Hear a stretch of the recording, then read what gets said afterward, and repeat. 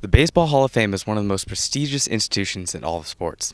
For the first time, many infamous players from the steroid era, such as Barry Bonds, Roger Clemens, and Sammy Sosa, are up on the ballot.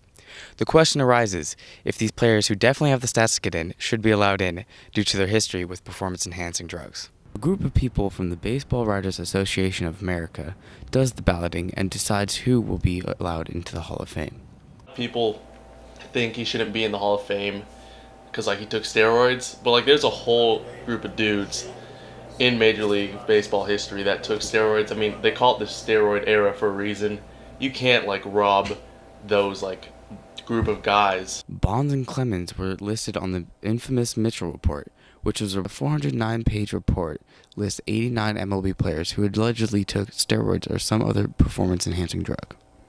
I think the Hall of Fame is a place for celebrating outstanding athletic achievements.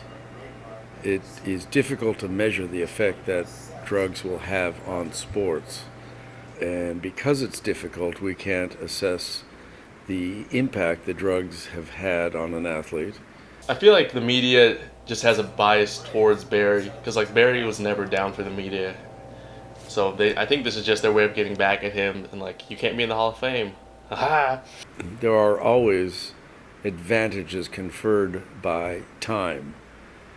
Barry Bonds lived in an era where there were shoulder surgeries. Barry Bonds lived in an area where there were technologies that allowed bats, shoes, gloves to be enhanced. And so the question is, do you allow technology to somehow diminish the achievements of a more modern athlete? And if you do, then I suspect that no one should get into the Hall of Fame past 1950. Tommy Lasorda, a Dodger great, believes that they should not be in the Hall of Fame. He told the San Francisco Chronicle that they cheated. That's the way it is. If my brother did that, I'd say the same thing about my brother. Do steroids confer an advantage? Sure. Do they enhance your performance? Absolutely. I guess that's for the Hall of Fame people to decide which technologies they allow and which they don't.